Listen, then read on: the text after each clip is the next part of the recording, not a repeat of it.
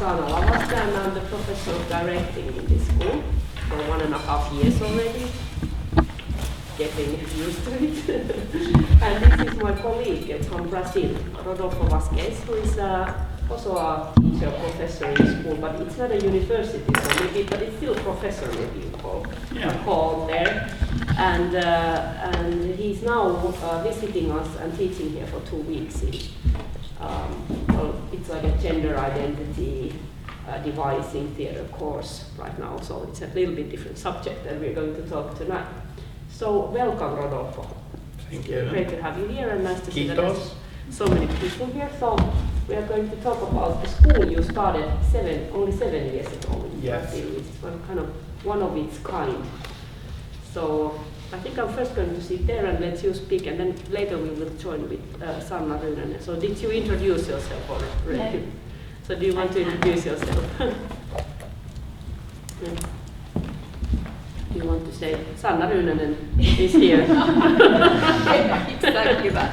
So, hi everybody and welcome to the night of social pedagogy. I will soon give a short word to Elina Nivala, who is the chairperson of Finnish Sosiaalipedagogiikan Association.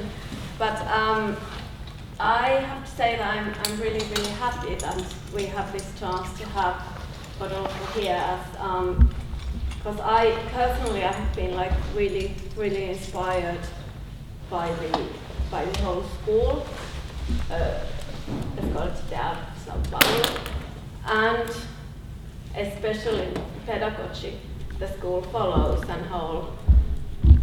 So like, well, you will. I won't say anything because you will hear everything from Rodolfo himself.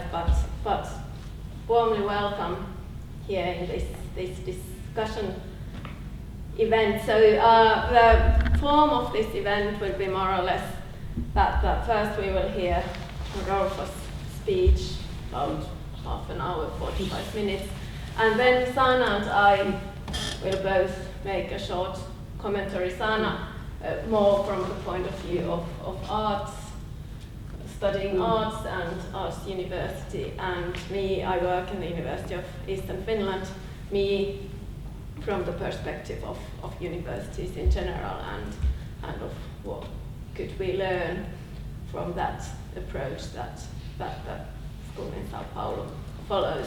And then we open the discussion, and this event is streamed online.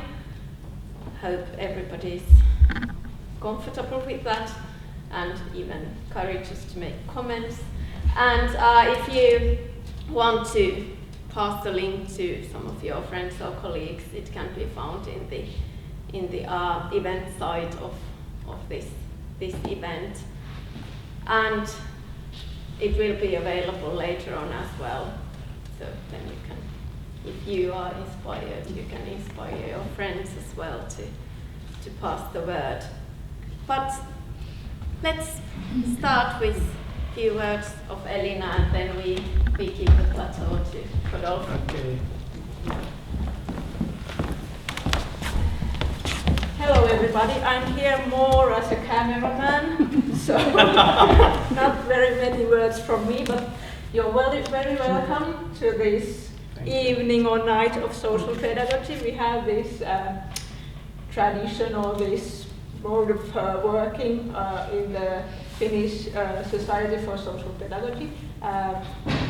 We want to have these kind of evenings in different parts of Finland and have guests from, well, usually they've been from somewhere else in Finland, but this time we have you from a tropical place. Yes, and it's great to have you here, and I'm also looking forward to hearing your thoughts. Okay. So I won't take any more space here, please. Okay. Oh, thank you. Kiitos. Yeah. It's the only word I know. Yes, it goes well. Yeah, but it's the most important one. First of all, I'd like to thank you for the invitation.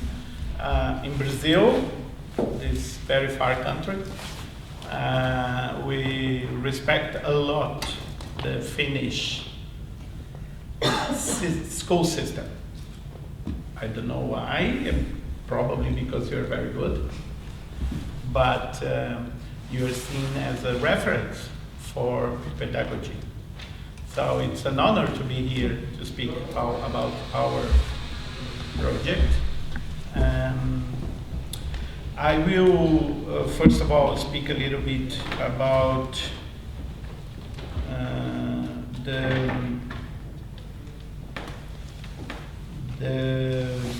possibilities that how we started our project, how it became a reference for our work, and maybe I don't use the other ones, I may confusion. But how everything started, so that you can understand our point of view. So I am a theater director. I was born in São Paulo, and we have a theater company, me, Ivan, and other people. Ivan is, I will explain who he is later.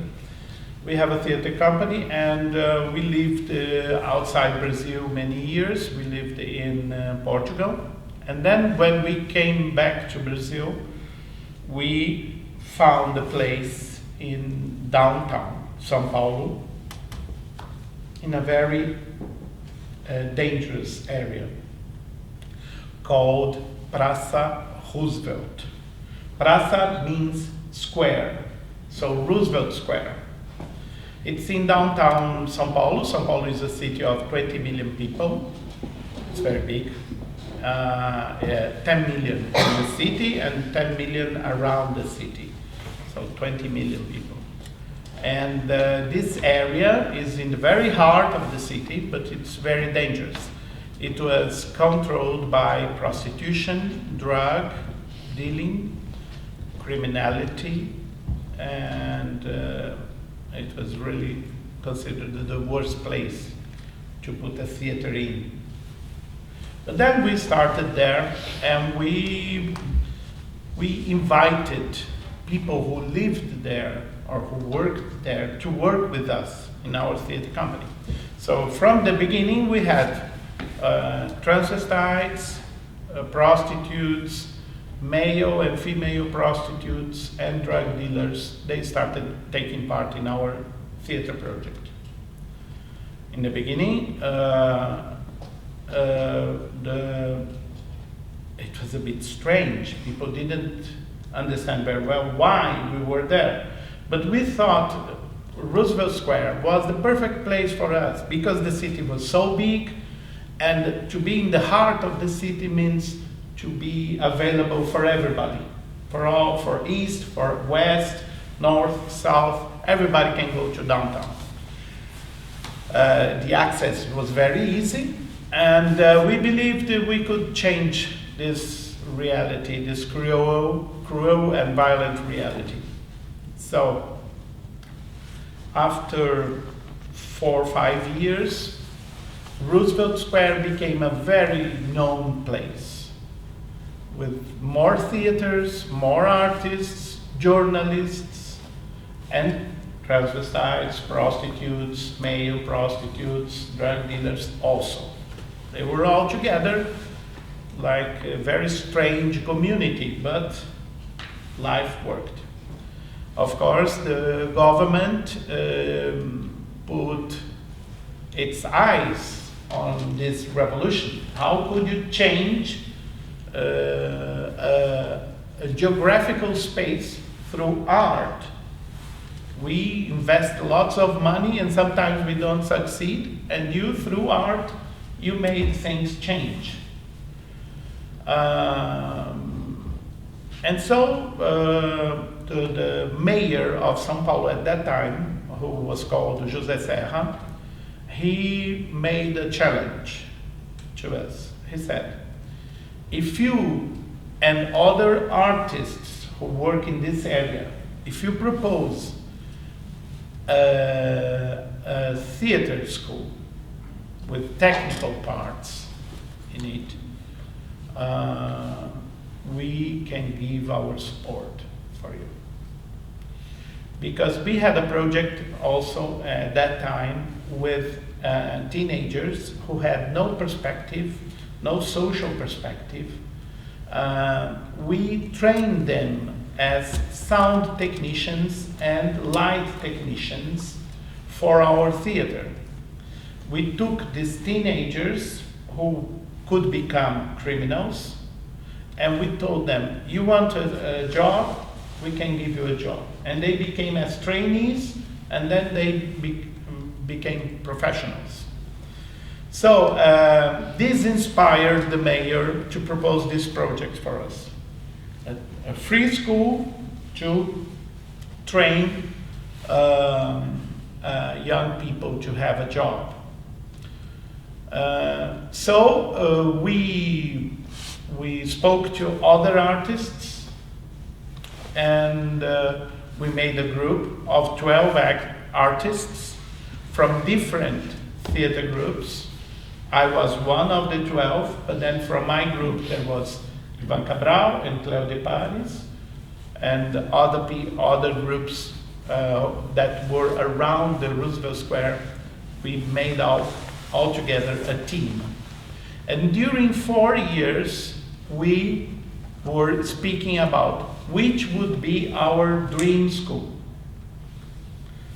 And we spoke about the dream school an artist would like to have. And this was our perspective. So we were not pedagogues. We did not study pedagogy.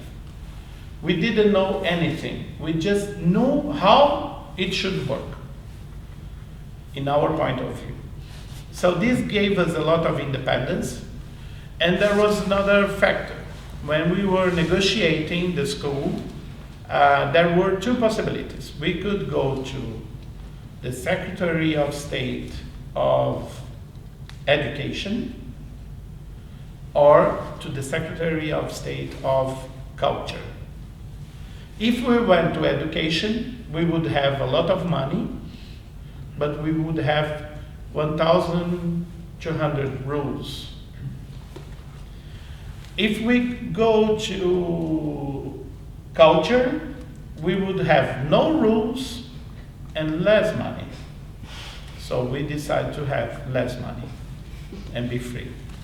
And I don't know how it works here, but in Brazil, the rules of the Ministry of Education are quite hard, very difficult, and they make life impossible, especially for artists. It's impossible.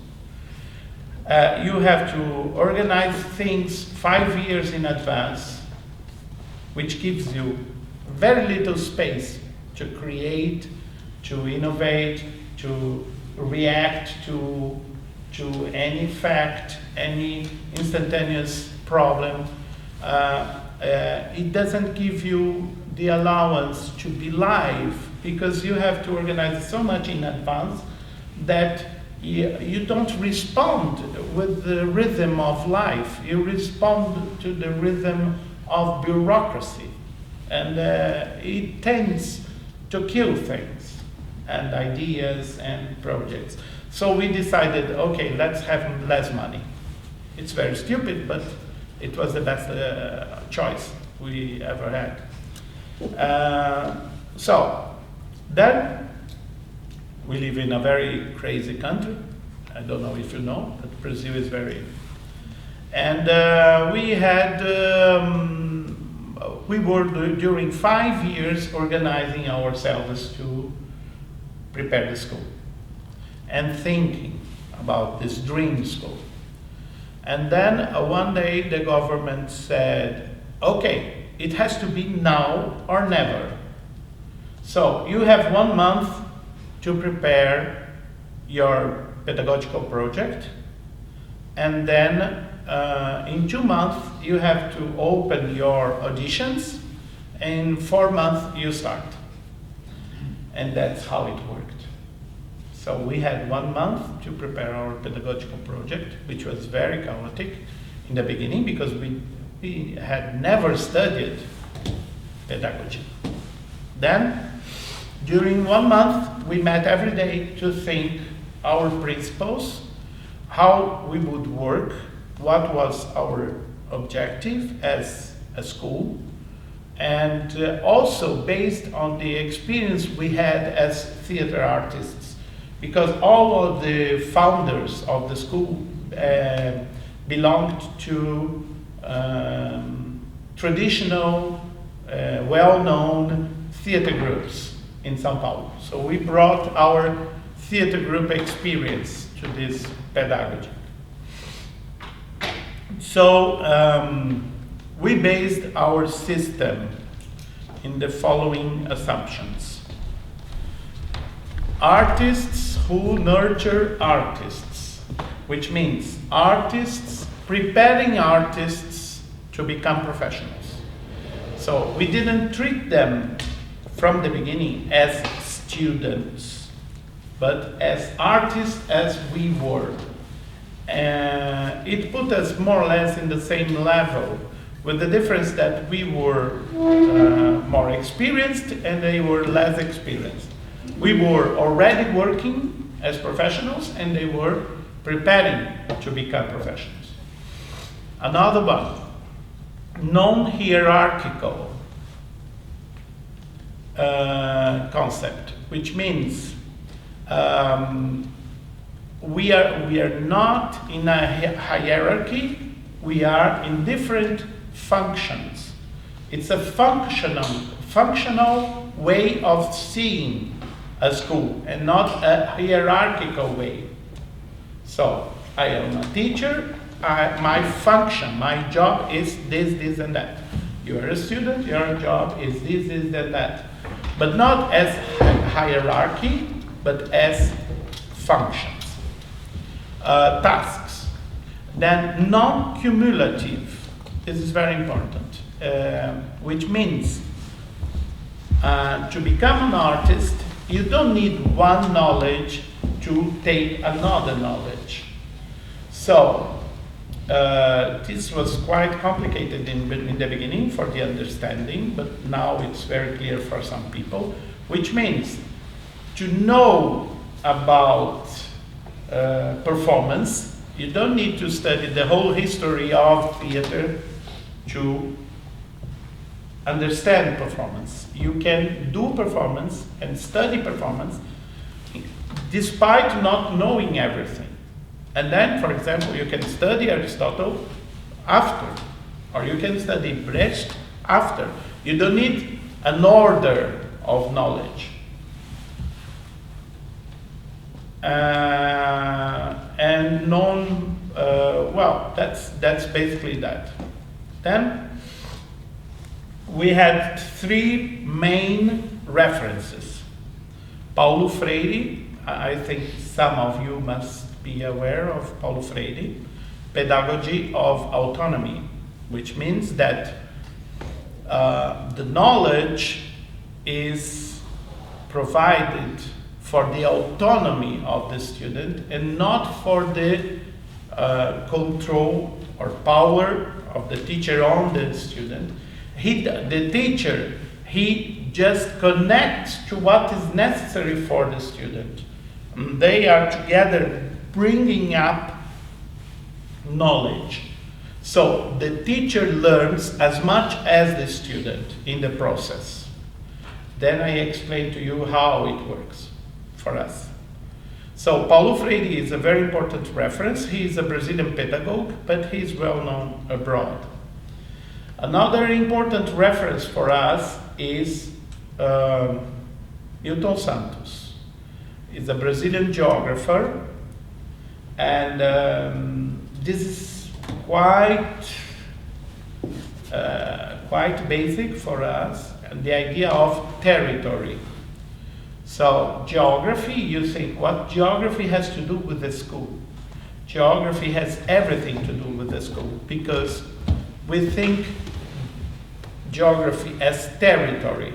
So the school occupies a space geographically, and it is connected to this place. The connection between the school and the environment is fundamental to the understanding of the possibilities of the school. And the territory for Milton Santos is the place of the living experience of human beings.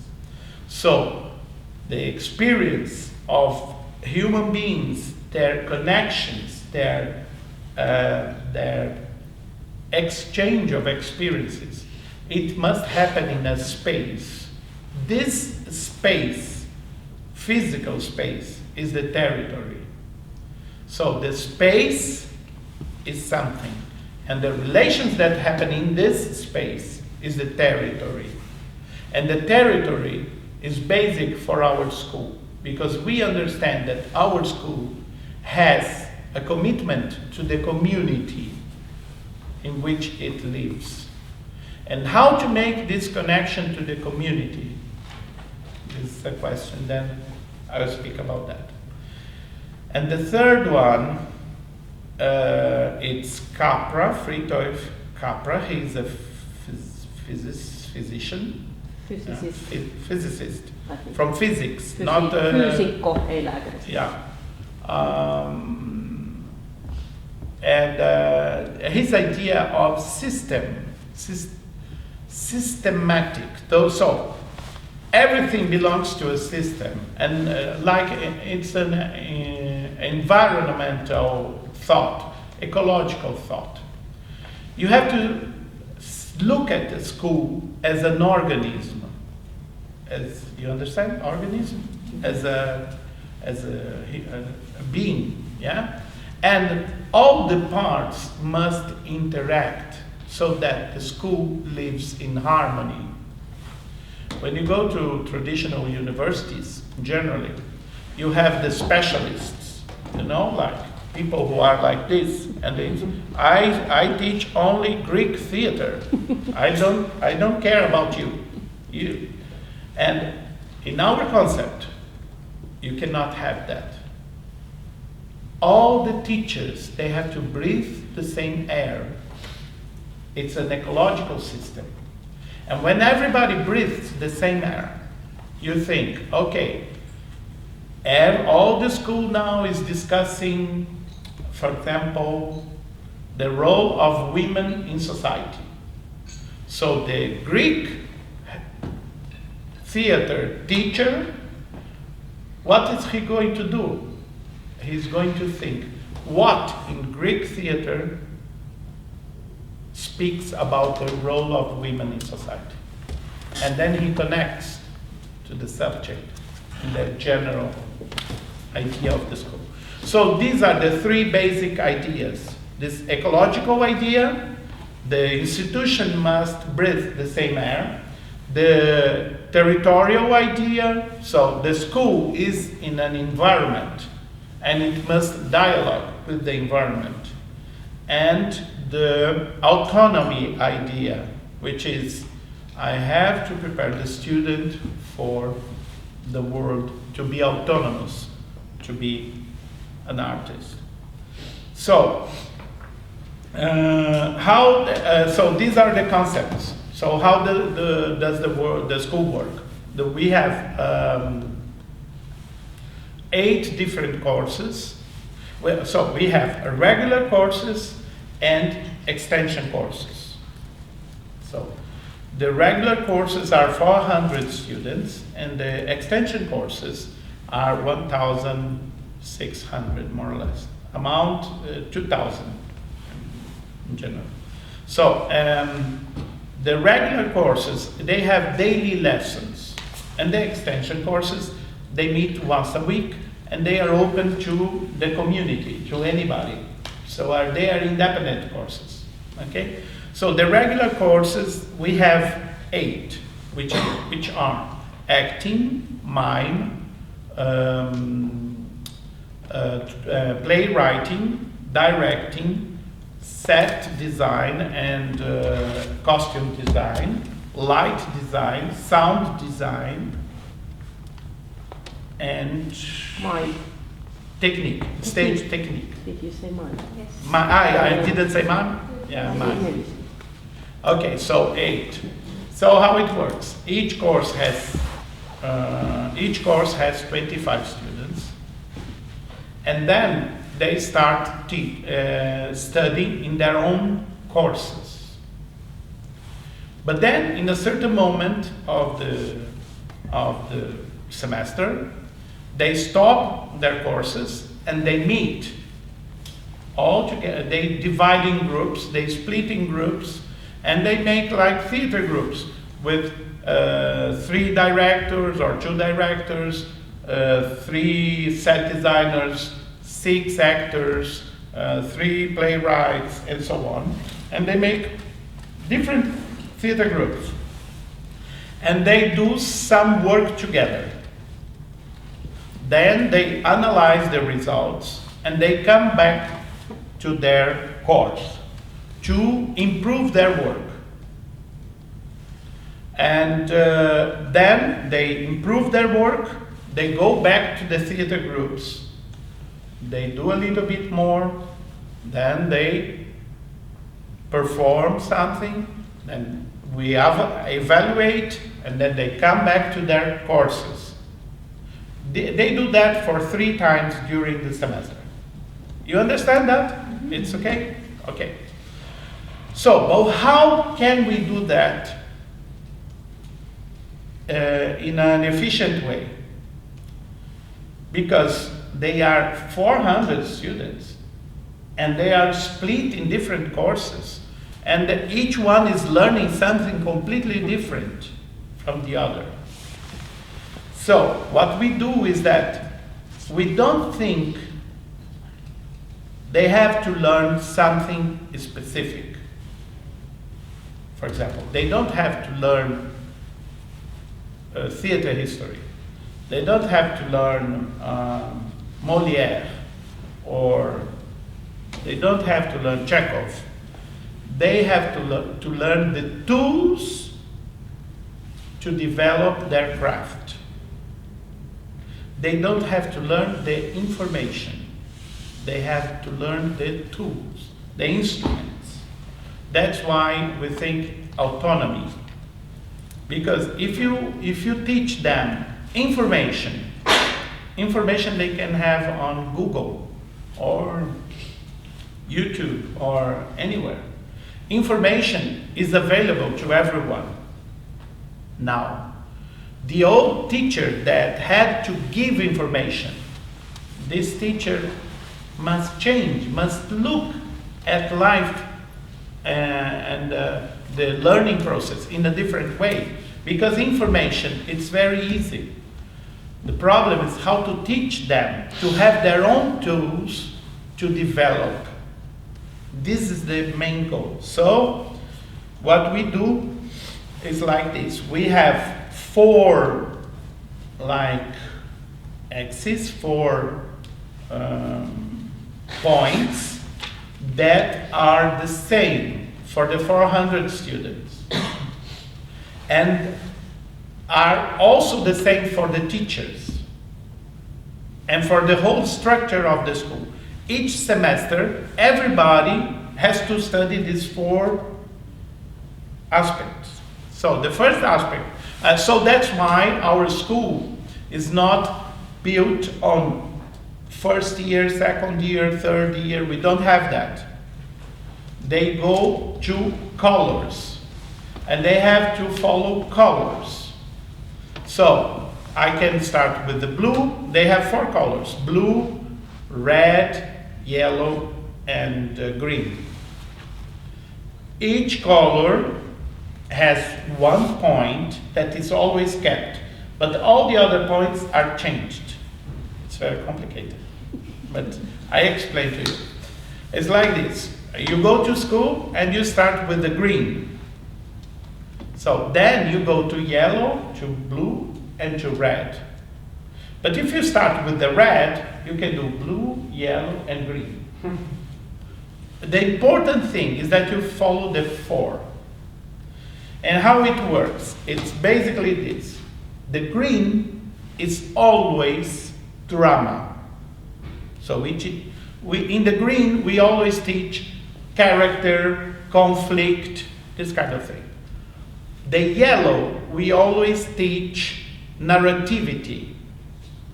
So Bertolt Brecht and sometimes other narrative techniques.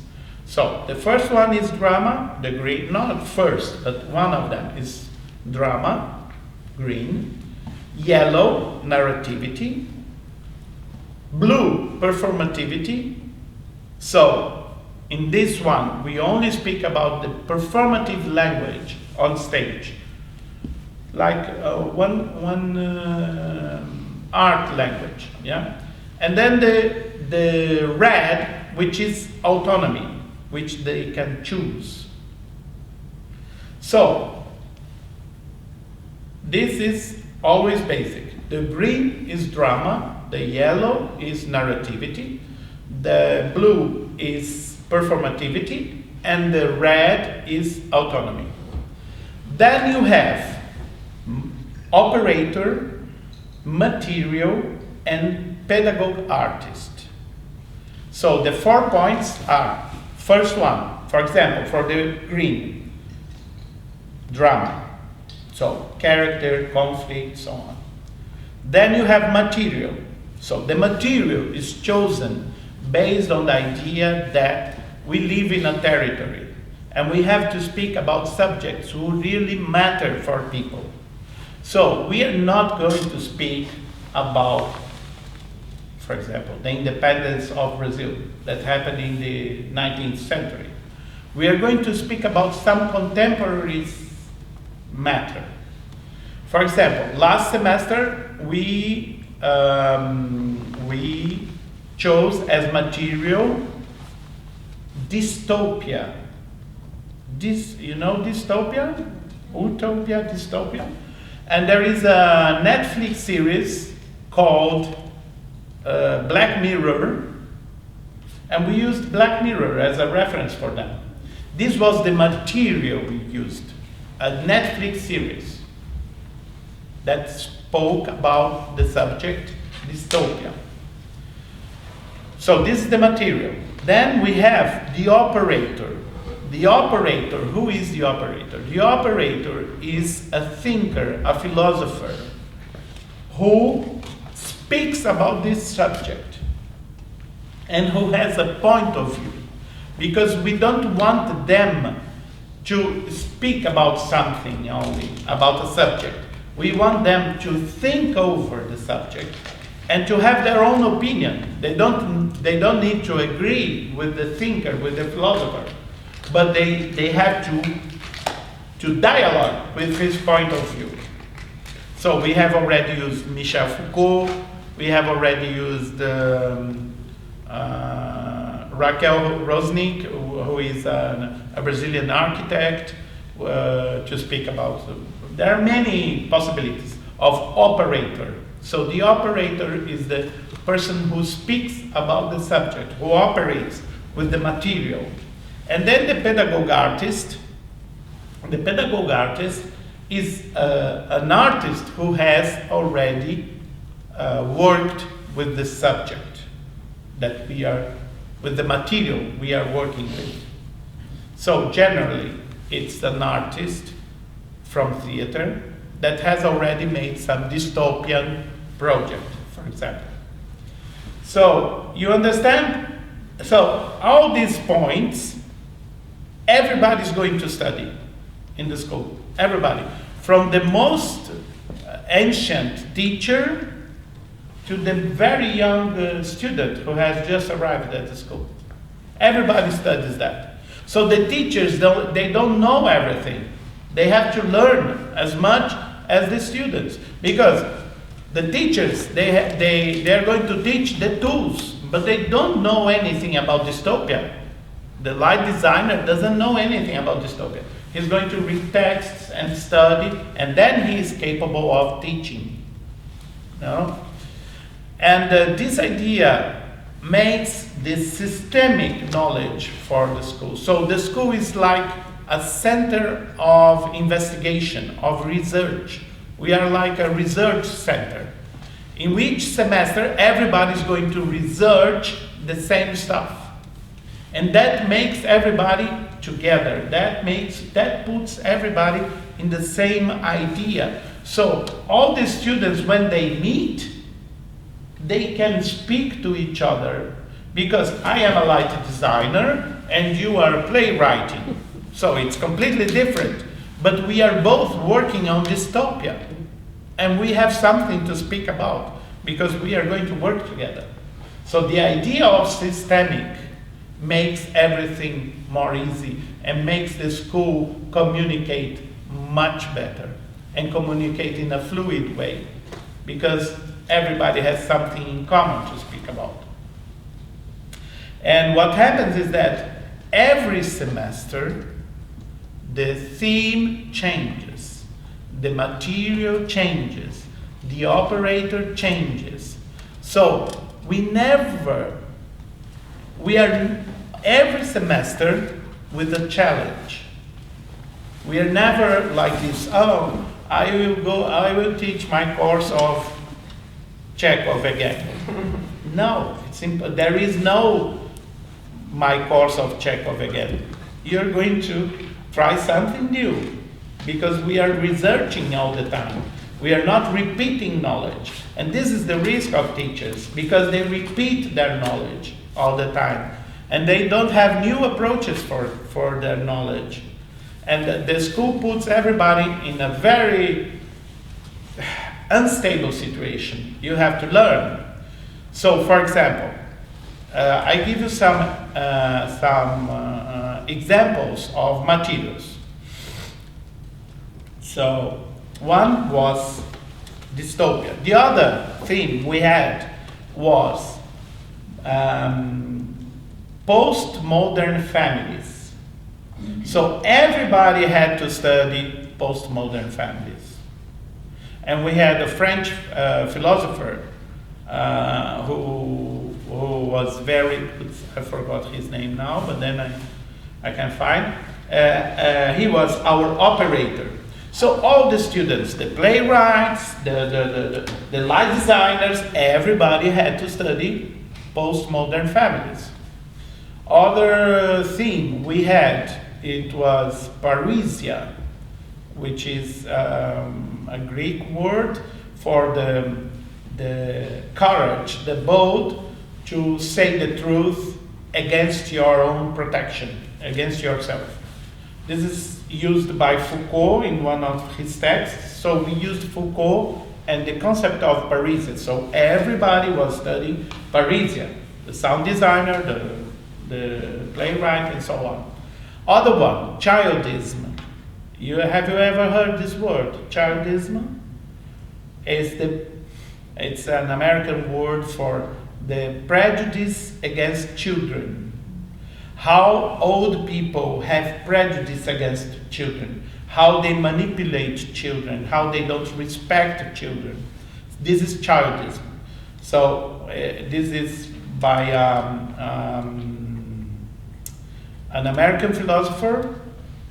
She's the great specialist about childism, and all the school, the 400 people, were during one semester discussing childism. So that's the way we work every semester.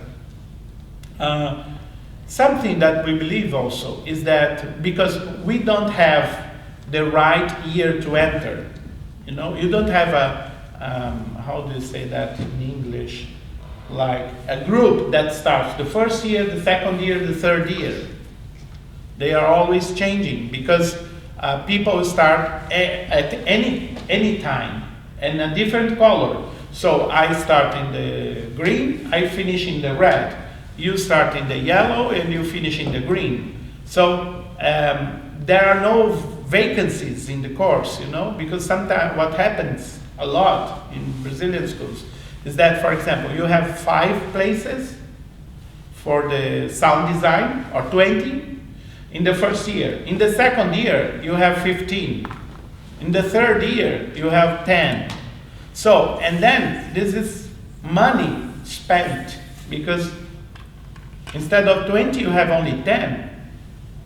So you have the investment in education is lost, because these 10 people who gave up, these places are not occupied. But in our school, every semester, new people come and new people start. And we believe that the old ones can learn from the new ones. We don't believe in a hierarchical learning process. We believe that a student can learn from another student who can teach also the teacher, because we are in a research group, like scientists in a laboratory. Everybody's there together. Of course, the oldest scientist, he has more knowledge, but maybe one day a very young scientist has a discovery in that field and he can help. So, and something very important as well is that evaluation process happens in many levels. And it is very basic, very important for us. As we are artists and they are artists, they must be as respected as they should be and not treated like children or like inferior. So their opinion about their teachers, the school system, and so on, must be respected as well. And this is very crazy because in the beginning, we made a bit mess because we started giving them too much power in this game. And it's not a question of power, it's a question of function. So how it works. In the end of the semester, we have evaluation. So they are going to be evaluated by their teacher. Traditional school, okay? But before that, before the evaluation of the teacher, there is the evaluation of himself. And this is the most important one. He's going to say what he learned this term. He's going to write down in a piece of paper what I learned this semester. Oh, I learned this, that. I was not very good in this. And it's unbelievable how sincere and honest they can be if you trust them. Sometimes we are afraid of their own evaluation because we are afraid of being sincere. And being sincere is the best thing we can do in a pedagogical process. Honesty. So they write what they think they learned. Then they write what they think of their teachers and their coordinators and the school. They also write down this. I like this, I don't like that. It doesn't mean that you're going to do what they say. It means you're going to hear what they say.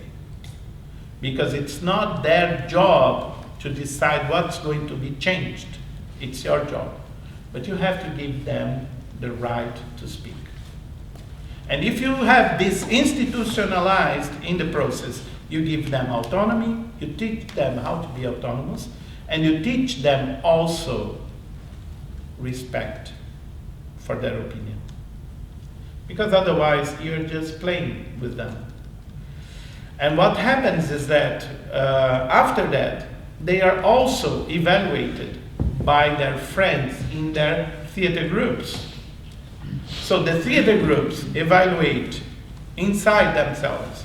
Oh, maybe you director, you are a bit too aggressive, and sometimes it doesn't work. It doesn't help us.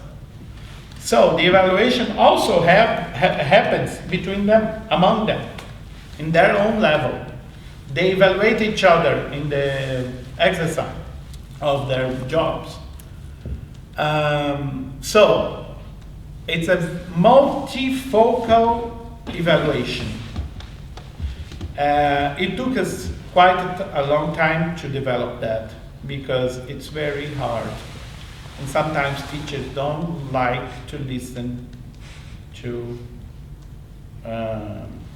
opinions from students, you know? And also because they feel pressure. And But it's the best way to qualify your learning process, because you make it moving, and you make it honest and sincere and very direct, you know. And we learned a lot from this as well, because they teach us a lot of things, because we are not in their place. We don't have their perspective. So we give them the standpoint to talk. And then when we respect their standpoint, we can listen things that we are not prepared to. So we have to prepare ourselves to listen to them as well. Then from that, so after we have all this piece of information, their own self-evaluation, their evaluation of the course, their evaluation from the others, then we evaluate them. And it's interesting also that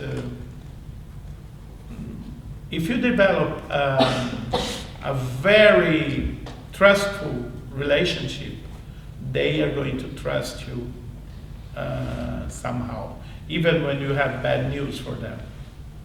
Some of them, they are capable of saying, yes, I failed, I missed a lot of lessons, I didn't come to school, I have to repeat that color, I have to repeat the blue.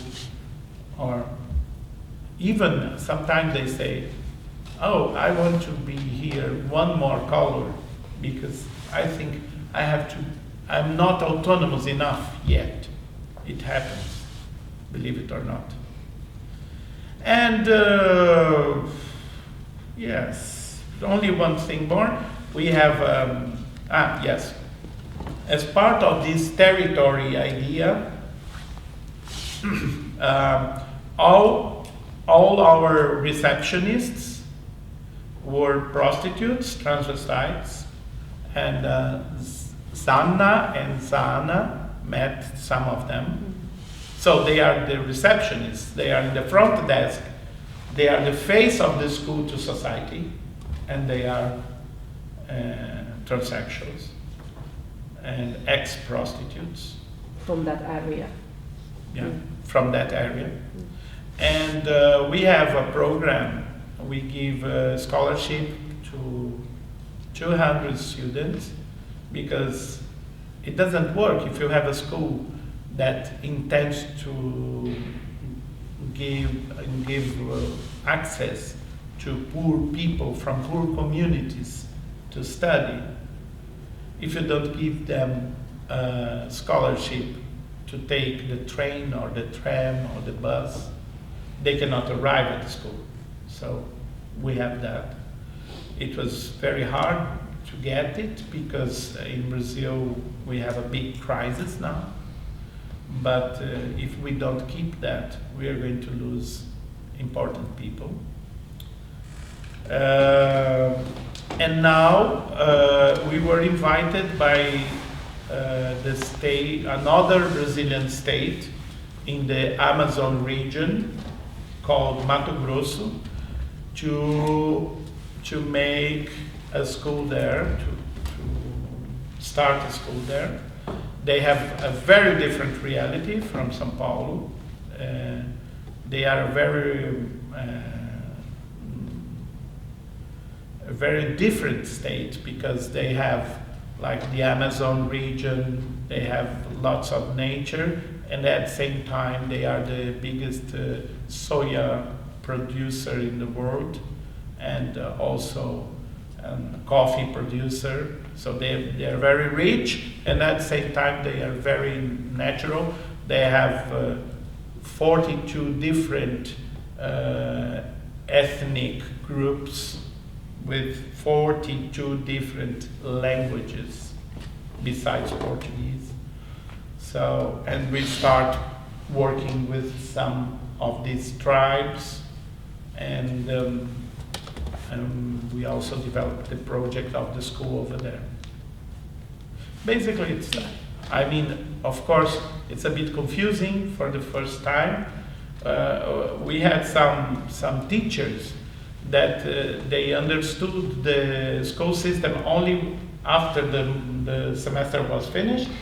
They said, "Oh my God, now I understand what I was doing here." But I mean, but it's just for you to have an idea of how many possibilities the learning process can be approached, and maybe we can discuss now. Before you stop, please say a few words about the role of your school in the society as a whole, because I think that's very interesting as well. So what happened is that our society, our school, first of all, many people from other states of Brazil came to our school, and many people from the suburbs. And so we have a variety of students, a very large variety of students. And the impact of the school is that we offered many students from poor families to be incorporated into the entertainment business, as well as in theater. And for example, it's almost impossible now to go to a theater performance in São Paulo and not see a student from SP, Escola de Teatro, because they are everywhere. They qualified the Brazilian theater as well, because there was no school for light designers, sound designers, technicians, and so on, and they qualified the market. So now we have many of them working professionally, and the level of the productions has improved a lot because of that. Okay. We come here with you now. Do you want to start, Sanna, to say something? I was just going to say that. I'm going to start. Okay. Well, we are in your school now. We are in my school. What a power! my school. So, well, it's my school in the sense that I studied here also, and now I'm a teacher here, which is very common. Most of our teachers have been studying in the same school, which is interesting. But it has its good and a little bit maybe risks in this, because I think the risk is pedagogically that we are blind to what we do, because we want to teach others as we have been taught. And since we don't either, or I have studied 1 year like pedagogy, but there are people who haven't studied pedagogy, as you said you haven't, so then there's the risk that we just pass on everything as it was.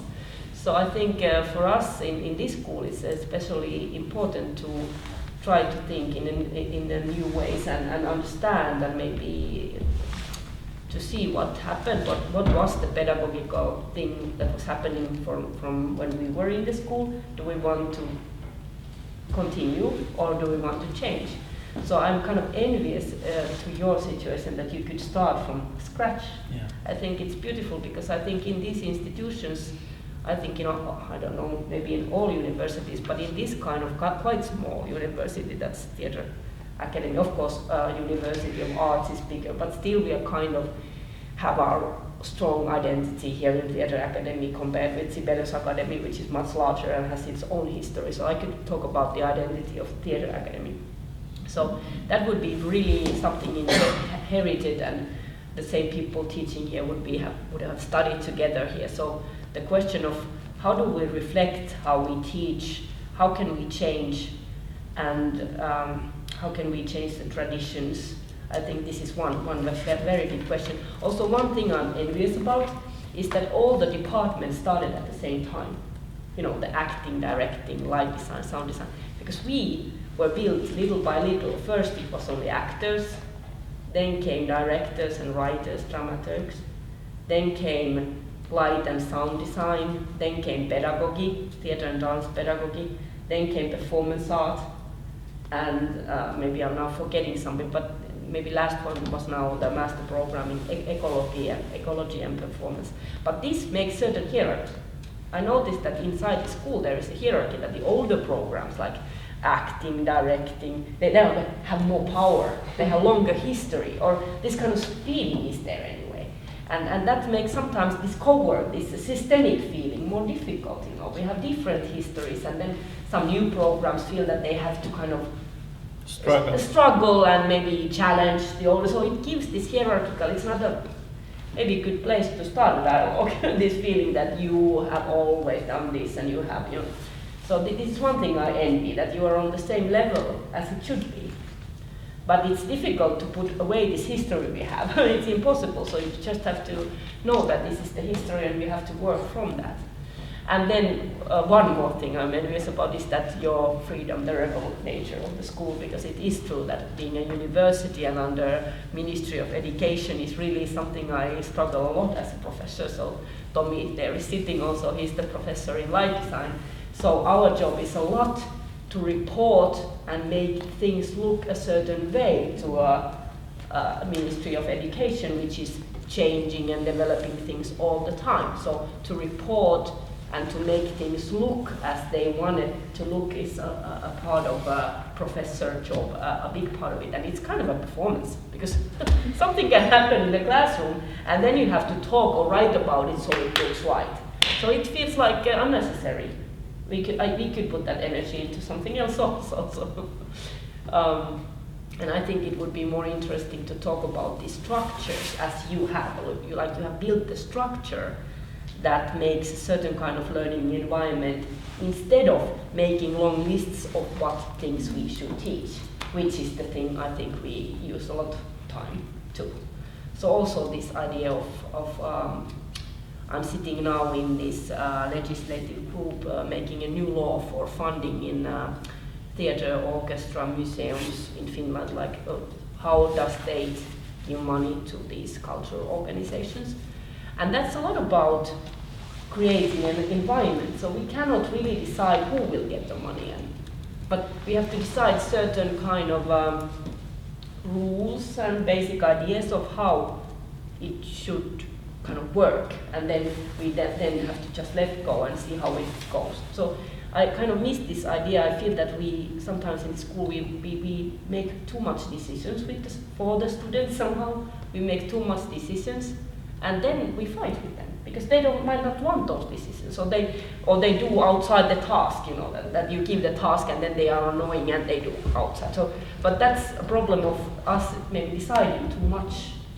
So this idea of creating learning environment instead of fixing things to teach, I think it's very appealing to me. But yeah, these kind of thoughts come. I just to say, when our school, I know we are privileged in a sense, and this when I said we had less money, but the freedom to be the school we dream of, we really believe it, because we really don't have money, but we have this liberty. But when the school started, immediately some people from the University of Stockholm went to our school and they visited, and they said, "Oh my God, it's wonderful what they do," because they are now melting.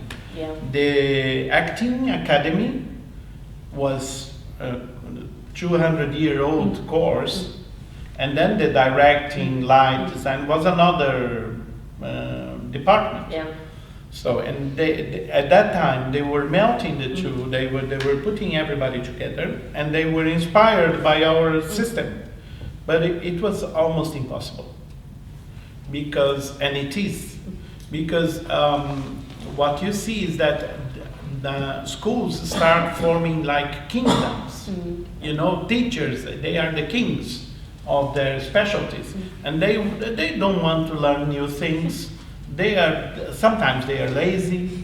Sometimes they think their exclusive field is what matters, and not what the school really needs as a whole. So It was very difficult, and they didn't succeed. Yeah. They tried somehow. And also Follow the your system Yeah. in Sweden. Yeah. Yeah. But they're still working with you. Yes, But they change are. it. But what is interesting is that because we can inspire them for some things, you know, not everything, because it's impossible. And the University of São Paulo, they tried the same. There was 1 year they tried to do like we did, but they didn't have it's a huge task to change something so solid and so traditional. So they tried, and it was very chaotic. It didn't work, you know, like. So, but as a reference of other possibilities, this is good, you know, like, well, maybe we cannot use this or that, but maybe this I can use here or that, you know, like some things can be. And what is really radical is that you don't have a kind of a, mikä on niinku, siis todistus tai niinku arvo, mikä tää on. If you don't graduate as masters or bachelors. Yeah, but we have the challenge now. Yeah, I explain. In Mato Grosso now, because they didn't have the theater course there in Mato Grosso, because the state grew up very fast in the last 20 years because of agriculture. So they grew very fast, population like tripled in 10 years, but they don't have institutions. And they have a big university, and this university, the rector of this university is a linguist. She's a very interesting person and very open-minded, and she asked our course there to become like graduation. So now our school in Mato Grosso will be part of this a regular course. Okay. But then she was explaining something very interesting, maybe for pedagogues it's interesting that how they have this flexibility as an institution, because they started working with the Indians in the Amazon. And each tribe has its different rituals and periods of the year. So for example, there is a period for the fishing, there is a period for the celebrations, the sun celebrations. So the university develops nowadays university courses for Indians in their own languages, respecting the traditions of each tribe. And they got this allowance from the Ministry of Education, because they said that we have to respect the Brazilian tribes, and the way the knowledge arrives to them is different from the white people. So we have to respect their rituals, their calendar, and so on. And they are trying to put the same rules that they use for the Indians for the theater school. So we are in the same position as the Indians, and that's why probably we will become a university course. Okay. In Mato Grosso. But that's one thing. And that this month, next month, October. Very interesting. but I think this is one thing that is interesting, that students are here to kind of to get a BA, to get an MA, and that's how we can pressure them. Yeah. If you don't do this, you're not going to. And this is a way of using power, but it's also a question of getting legitimacy. You know, to get a paper that you can prove that you have learned something. Of course, we know it's not in the paper, but still this structure. And as in São Paulo, you are free from that. You take the 4 modules, or maybe 5th module if you like to, and then you go out and start working. And that is the thing. And I think here in the Theatre Academy, where we learn kind of, we learn by doing a lot. So it's all the time the question of theory and practice, and how do we combine them in a meaningful way. So, and I think that after of course it's a long way, it became a university in the 60s in the Korkeakoulu, but still it means that I think it's, maybe in the last 15 years it's been becoming more and more academic in a way, but still asking the question all the time, what is academic in learning skills at the same time, and how to combine it. So, but you don't have to worry about that question. No. You can combine the theory and practice in any way you want, and not to worry about it. Tommy has said. Yeah, well, when we're talking about the end result, I'm actually curious about how you are choosing your students, based on what kind of criteria, or are they changing also per year, or? Yes, we have many candidates, and some fields are but we don't have like a background. For example, in the directing course, I had students from the slums who wrote very bad in the beginning, and they learned how to write better during the course. And we had people who were in New York University or Sorbonne, post-graduation. So the students there, because what they want to be in the school, because they want to get practice and autonomy, because they don't feel secure to direct. They have lots of knowledge sometimes, or no knowledge, but they don't know how to direct, like they don't have autonomy to do that.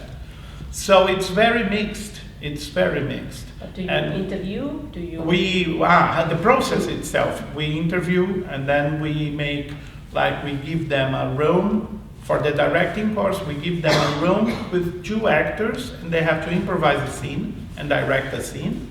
And then they work among them, the directors. So we see how they connect to each other, because this is very important.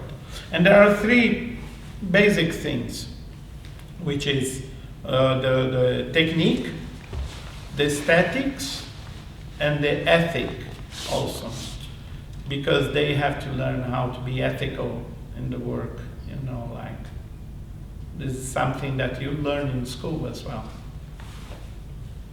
Yeah, but that's what I mean. How do you estimate or evaluate this kind of potential? How evaluate? Yeah. Yeah. First, for example, when they are working together, when you see a student who is very difficult in the connection with the others, and because we always work with groups, that this is the criteria. But not only. Maybe he's difficult, but he's talented. When you see their improvisations, you see how imaginative, how helpful he is with the things he knows already, but he can develop. But the most important is how potentially an artist he can become. For example, we had a student, he didn't know how to write or read very well. And he was clear when he was interviewed. He said, I was in a public school, and Brazilian public schools are shit, and I didn't learn very well. But I have my own theater company in the slum, and we want to develop our theater company in our community and make it a work for society.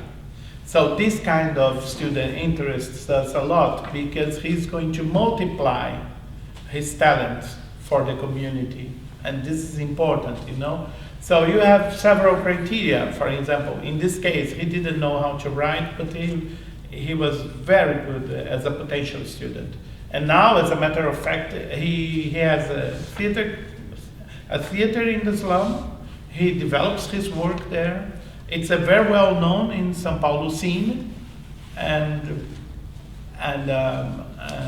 he succeeded in a way that is interesting for our project. So you could say that we have maybe more only kind of artistic criteria more. We don't have maybe social, criteria, or do we? I think we do. Yeah. Yeah. Thinking about how we are selecting the students. So we are also we have different factors. Also, this kind of social potential is important. How you operate. Is there some kind of difficulties?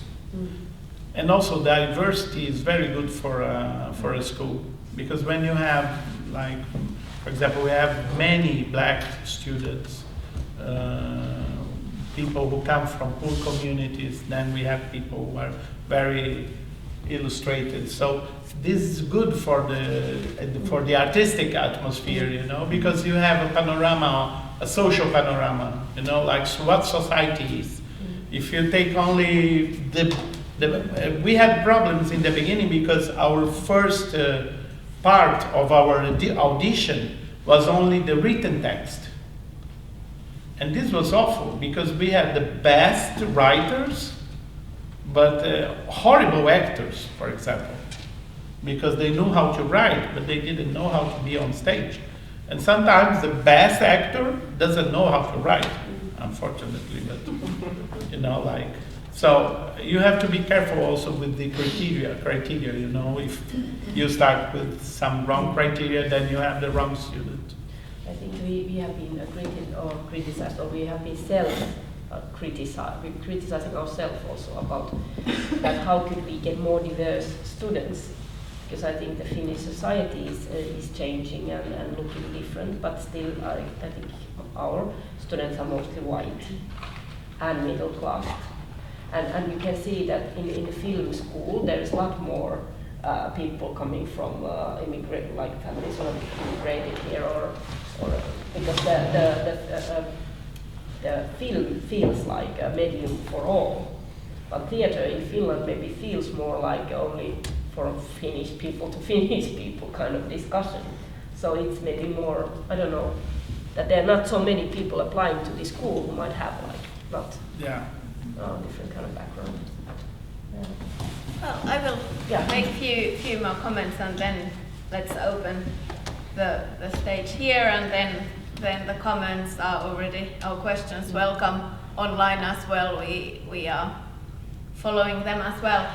But I think one of the interesting points you talked about the burdens of both sort of like burden of tradition from an institutional point of view and from the teaching point of view, and I think both things they apply to any university apart from art university as well. But I would like to take a third point in this discussion on burden of tradition, and you have already touched this issue in your writings as well, is the burden of tradition coming with students and teachers because of our background in certain and different kinds of learning environments. And I think that this is very interesting point of view, not only relating to your school, but relating to every single tentative of doing education in a different way, because we start our schools both in Brazil and in Finland, for instance, in elementary schools, we learn the certain hierarchical position between student and teacher. And I would assume that it's one of the most challenging tasks, both for us as teachers and for the students, to unlearn that what we have learned about our positions as teachers and students. And I noticed myself struggling with that all the time, because it's so easy to fall in love with you as a sort of like professional who knows, probably not all, but who knows something, and who's sort of like delivering this knowledge, which is complete opposite of how I think of the process of education. And there is this great contradiction that most often I find myself putting myself in that exact position, and what's worse, I'm enjoying it. And that's sort of like the thing that I think that it would be interesting also to hear a bit more about your experiences, because you have also written about this not necessarily being very easy. And I for instance, I remember Bell Hooks, who's a critical pedagogue from United States. She has written about the experiments that she started to make in the early stages when she started to develop her approach on dialogical and critical pedagogy. And she started to get complaints both from the students and from university chefs saying that she's not teaching when she was applying the more dialogical methods. So before proceeding, it would be interesting to hear something about these experiences. Yeah, when our students listen that we have a pedagogy of autonomy, they get very happy because they think they don't need to go to school. It's the first thing. Oh, great! So I arrive whenever I want, and so this their understanding of autonomy is quite evil, you know. And they can be as evil as teachers. So, but the problem is that theater is a collective art. So we make them very clear, or at least we try, to understand that we work as a collective. And as a collective art is like sex. I mean, suppose we are going to have sex, me and you. You cannot arrive at 9 o'clock and I arrive at 12. It's not going to happen because we have to be at the same time in the same place. For real sex, I mean, not virtual sex. So that's the same. Yeah, so that's the same with art. You know, you cannot say, oh, let's do a theater play. Okay, you arrive 9 o'clock, I arrive 11 o'clock. It's impossible. There is no. So being a collective art, it's very easy to explain that we need to be everybody together at the same time. I don't know with the other fields, you know, I don't know how to explain that in another kind of school, because this example of sex probably doesn't work. But in theater, it works very well. Everybody complains immediately. Understands immediately. So you see, that's, and also I think when you have a school with so many students, it's very important to make them visible to each other. If they feel they are invisible, they are going to cheat you. They are going to miss. They are going to pretend they are there. They are going to be in the computer. So you have to make them visible. This is the most important thing. In a school, nobody can be invisible. How do you do it? For example, I mean, very technical or more Technical. Technical. Okay. For example, you have to invite the student who is absent to take part. Sometimes he's ashamed. Sometimes he's afraid of making mistakes. I think one of the great fears of students, art students, is I don't want to make mistakes. And this is the biggest problem, because when you have this fear, you say, okay, I'm not going to say anything. I'm not going to have an opinion. I'm going to be, you know, like, and you should understand as a lab, as I told you, as a research place. Research works only if you admit failure, if you admit mistakes.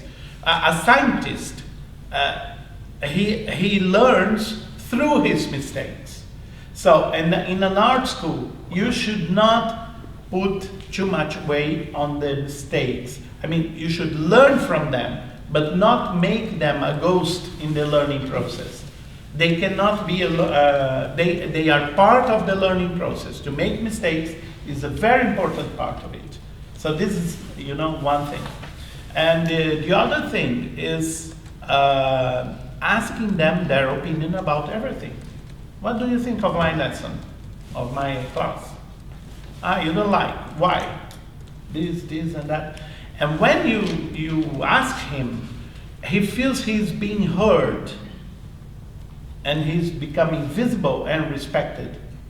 And then, of course, it's painful for the teacher, but at the same time, it's a great opportunity to establish a bridge, you know, like a communication.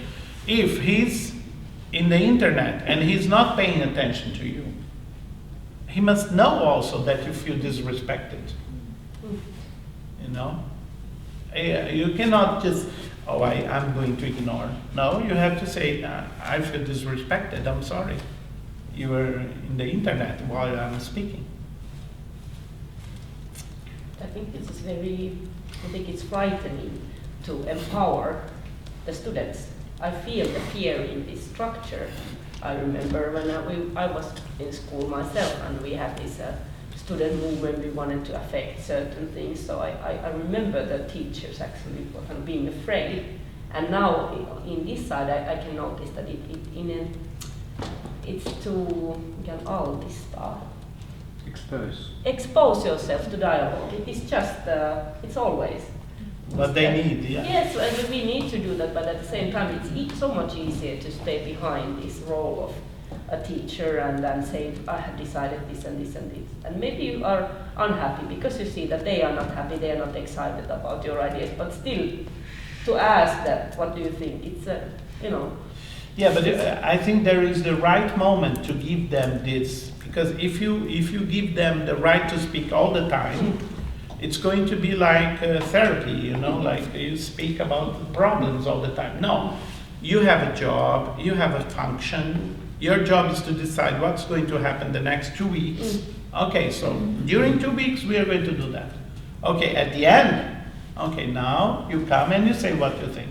And next time you organize something, you have this information, you know? The problem is that when you start something and they are like defensive, and then you give up, and then you lose your credibility also. So you have to be careful with this space, you know, like when you can open the doors for dialogue. It's not all the time, otherwise. Not all the time. Yeah. I think that's also important. I think we have had this discussion about, because we have had this constructivist this thinking of how we learn that we should, like, just that the students talk with each other all the time and nobody says anything, you know, from the teacher. You can go to another extreme where there's like no point, like, because I think it's good that you give some opinions and something for also the students to fight against. It's also a good position for learning. That just, I mean, as you said, you have to make the students visible. You also have to be visible as a teacher. You have to say your opinions also, and not to be kind of, you just think whatever you want and do whatever you want. So, and actually, we are arriving here to my second point that I was thinking by listening to your speech, and I think that where you were just referring, we come to this idea of operator that you have as one of the central concepts of your pedagogy. And I find some resemblance with the, for instance, pedagogical philosophy of French philosopher Jacques Rancière, who speaks about sort of like, he uses the term ignorant schoolmaster, referring to that it's not necessarily the task of the teacher or schoolmaster to deliver the information, but you have to have some kind of reference, because if you don't have the reference, you just end up like staying in the same place that you always were. And he uses a book as an example, and I find more or less the same idea of your... We didn't read Rancière when we developed the project, but then we read him. Yeah, and we said, but this is what we do. I mean, it was more intuitive, you know, and but it's true. I mean, what's important is that the teacher should not be afraid of being with the students in a more friendly position, and not like You know, we are together. And I use a lot this technique with my directing students. I say to them, look, you are directors. Everybody's going to hate you. So we have to help each other. And I put myself together with them. And I say, look, I am the directing coordinator. So let's be together and then let's make connections with the others and try to make a good harmonic atmosphere for everybody, to make things easy for everyone. And when I ask them to be with me, they look at me like, oh, you want me to be with you? Like, but you are the teacher, I am the student. No, we are together. We are doing this together. So this place, I think, it's a nice place. Not to be in opposite sides, and to also to make clear that the school is made by everyone. Because usually students think you are the school, I am the student. No, they are the school. The school is the students and the teachers and everybody together. The idea of community, the school is a community, ecological community, is very important for them. So then when you say you are the school as much as I am, so let's make it better, all of us. This idea, we sometimes forget it because it's much easier to arrive with power. I am the teacher, you shut up. This is the old technique, it's from the 19th century. But it doesn't work anymore, I'm sorry to tell you. It's old-fashioned. Yeah, but sometimes, no, sorry, sometimes. Yeah, what's interesting, and even though we all know that it doesn't work, and even though we don't do it as such a direct way as it was done before, we still, I think, we so easily reproduce that same kind of thing. And I think that here, what works quite nicely is the distinction that Paulo Freire did between authority and authoritarianism. And what you were last referring to is authoritarianism, when you take that upper position. But even though when you speak about dialogical and non-hierarchical teacher-student relationship, it doesn't mean that the teacher shouldn't have and need to have authority, but it's built in different ways than the disciplinary way, and I think that's one of the important things. Also, and I think also that maybe, well, I'm only talking about myself, but the fear of, because when you go to the dialogue, you fear that you're going to lose all of your authority. Isn't it that? You kind of have, they're not going to respect me at all anymore. This is one fear I think teachers might have. And the question about having this kind of a space for making mistakes, it has to be also that teachers can also make mistakes. But how can you create that space? It's coming to this level that, okay, this doesn't work, we can, and it doesn't mean that I'm a lousy teacher, it says that I took a risk and it didn't maybe work, so. This is important for the evaluation, because what students think they are going to be evaluated by the success they make, by the right things they do. And what is important is not if he succeeds in a good performance or fails, he makes a big mistake in the performance, but the learning process he lived. I don't know how it works for other areas, but for art, for example, I learned much more from some of my biggest mistakes than from my successful performances. Because usually my successful performances were things that I knew more or less how to do, and I had all the tools. My biggest mistakes, I noticed, oh my God, I don't know how to do this. No? And then you learn a lot in the mistake. And usually in the evaluation process, we don't take into account your movement in the learning process. We take into account mistake or success. And this binary structure is very, very unhealthy for the pedagogical process. And one thing, as I said, just I'm making a second point. I didn't make it yet. I'm trying to make it now. One thing that I've tried to think quite a lot since I first got into contact with your pedagogical ideas has been that how this modular thinking or non-cumulative idea could be applied to other instances than teaching of arts, and I've been trying to think what is, if there is some like a profound difference between teaching and learning the arts and, for instance, between teaching and learning social sciences, or if we go even further to teaching and learning in primary school.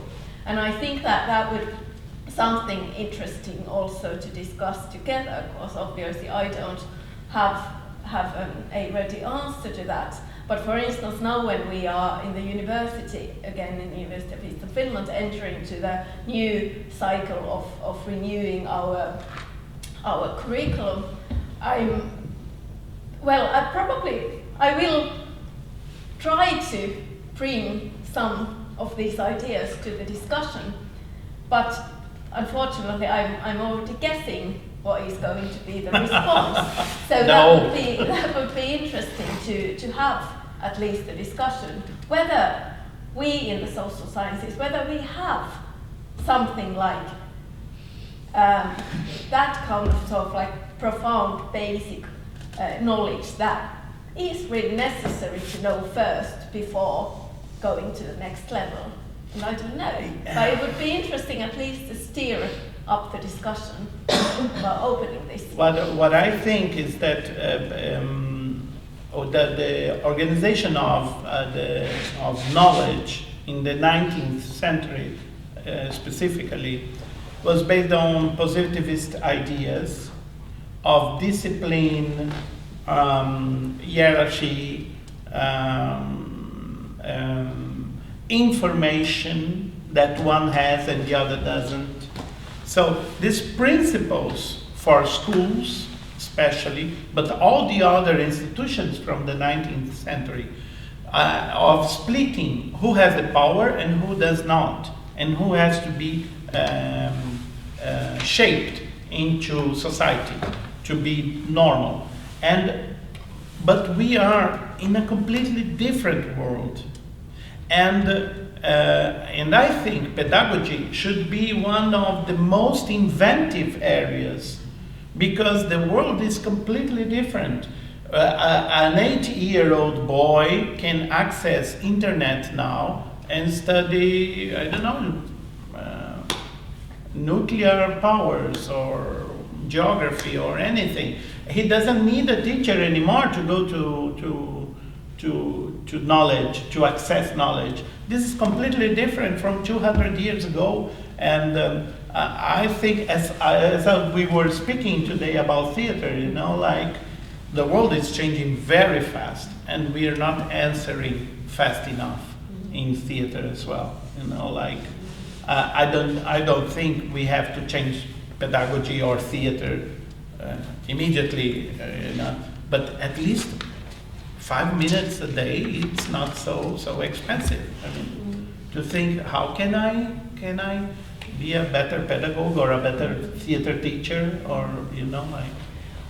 One more thing which I like in this idea that we are together at the school, that you as a student and I as a teacher, we all are the school, because also one thing that is happening now is that the students kind of become customers in the universities, that they kind of demand certain things. They want to get fast some things, and they are picky and maybe sign up for some course, and then they are, I don't like it, I leave it, I take some other. They have this kind of customer kind of attitude, and I think as a good antidote is always the thing that, okay, we have to do this together, so you cannot just be here like using the structure for a short while and not say if there's some problems with, you know, you have to take the responsibility to that. How are you going to lead it to the next generation? Who's kind of, so, like I like it also from that point of view. It's so interesting because Joaquin, you know Joaquin, my boss in the school, he uses exactly the same words you used.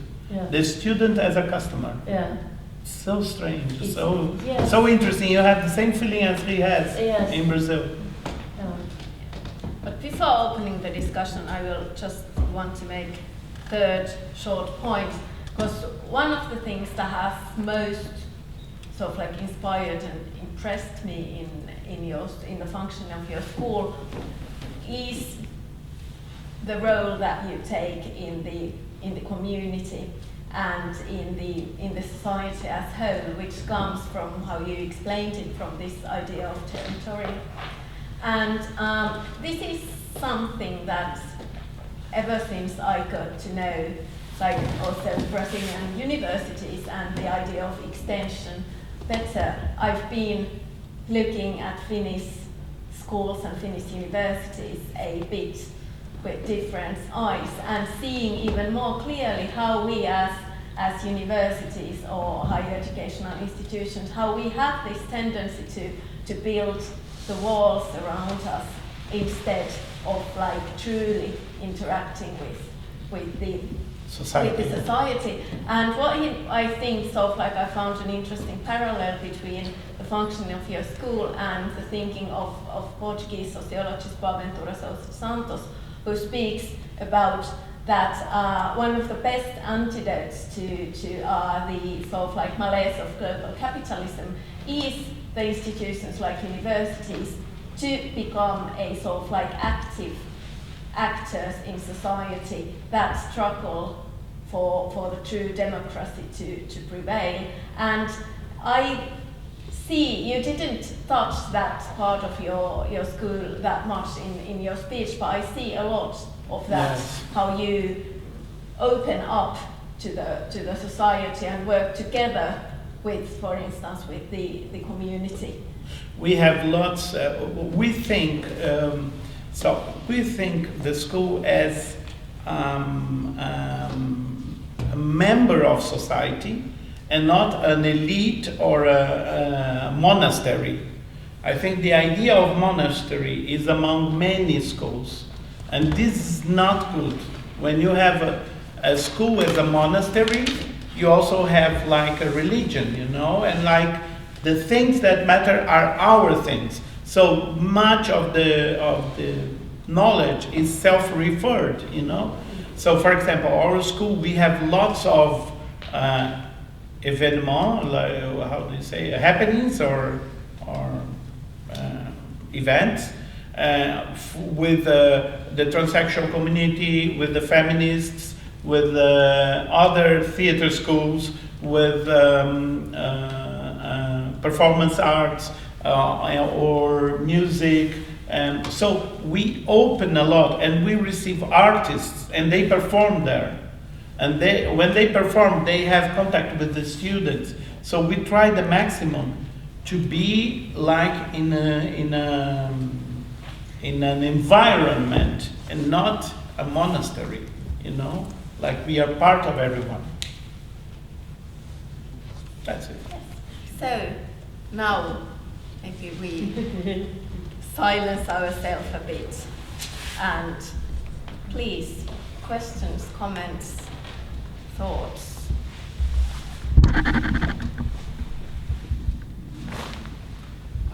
So there's three scholars that form the foundation of your school's philosophy, the Hello, and for geography, and the other one for Capra for physics. Yeah, what was the name of the geography scholar? Milton Santos. He's a Brazilian geographer. He was the first black intellectual in Brazil, very successful.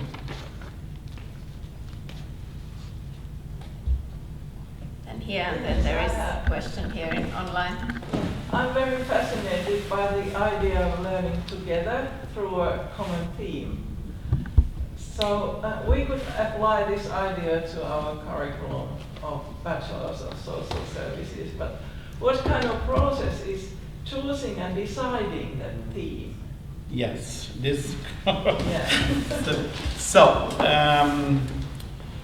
We have, so that's when the function appears more clearly. So this is a function or a job, a task for the coordinators. We are 8 coordinators, 1 for each course. And then we have the boss of the coordinators, Joaquim. So we are 9. And we sit down during, I don't know, maybe 5 or 6 meetings. And we start speaking what's happening in society, in the territory. Oh, now racism is shit in Brazil. Oh, maybe the woman's question. Oh, there is a wonderful album that this artist launched last week. And then we start speaking about everything that's going on in society, you know? And then we say, okay, and what about if we take this? And then the 9 have to say yes. And when the 9 say yes, we choose the material. From the material, we start looking for the operator, the thinker, the one who is going to challenge us. And then, so I take an example. We have a very famous Brazilian singer, 2 years ago. She made a wonderful album speaking about the condition of the woman, the black woman in Brazilian society. She is like 76 years old, she's very old. She doesn't walk anymore. And she made a very modern, very strong album. And then in a meeting, one of the coordinators said, oh, I listened to this album last week. And I think it speaks so much about women rights, and blah, blah, blah, blah. And then he put the songs, and everybody listened to the songs. And then we said, okay, next week, you think about the album, and if everybody agrees, we choose it. So the next week we met, and we listened, everybody had listened, and everybody said, this is wonderful, because you can do a lot of stuff from that, for scenes, for da, da, da. Then we said, okay, who is going to be the operator? Then we chose a black Nigerian feminist called Chimamanda Adichie. She has a text about we are all feminists that speaks about the post-feminism, the feminism now. So one of us said, oh, I read the text from Chimamanda Adichie. And they said, okay, everybody reads Chimamanda Adichie now. So everybody went and read Chimamanda. Everybody, from sound design, light design, everybody were there and they studied. And then we said, okay, so we take this album, we take Chimamanda Adichie. So now we have to organize ourselves for the next semester. So all the teachers and the coordinators had to study Chimamanda Adichie, post-feminism, la la la la la la. So everybody went, and there were lectures, and everybody were listening, and there were discussions, and people were angry, and so on. So then, when the semester starts for the students, we have already been studying a lot. Then when they come, then trouble begins. Because of course, we had, for example, when we start, and it's very crazy because in this semester, all the black girls in the school were like in rebellion all the time. They said we were white, we were men, we should be dismissed, the school should be run by women. It was chaos. It was lots of scandal. It was crazy, but because everybody was very much into the theme, you know. So then the next semester we said, okay, let's change because it's too much. So why not speak about new ways of friendship? And everybody said, oh, this is a great idea. And then everybody started again, let's study. So then we went to the Greeks, we discovered how can you have friendship and so on, and then we learned the friendship. Different eros and yes. friendship, intellectual friendship. Yes, agape, and so on. And then we studied all that, and then we changed, and then it was very calm semester. So when we choose a theme, sometimes we have to organize ourselves to what's going to come. I mean, that semester of the black women, oh my God, it was tough. And it was very important, maybe one of the most important ones. But everybody, we were accused of sexual harassment. It was chaos. Women were, the students, the female students, they had many manifestations, like 5 or 6, all of them with everything closed, they couldn't speak, and it was chaos. It was very nice. Artists. So I think that's a problem, that you don't know what the end result will be. So you never know. Yes. It's quite difficult to apply it to our system. No, but because you are always living an adventure. Yeah. I don't know how it can happen in pedagogy, but it's always something. But it's a learning process. Very important for everyone. That's why the teachers are also learning, because. That's great. Yeah, there is a question online. So thanks for the interesting and insightful talk and discussion. Continuation to Sanna's previous question about how these ideas could be applied in other fields of study, in primary schools and so on.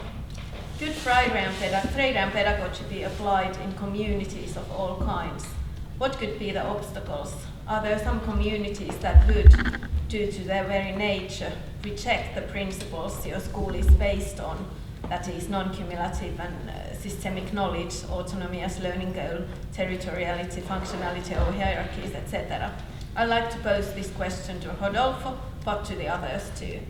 Yeah, so we have already applied this system in very specific projects, and I think this is possible. For example, of course you have your traditional structure, even for primary school or for university, you have your but maybe during the semester, you have like 2 weeks for a research. And during these 2 weeks, everybody can develop a project, like together, mixing everybody.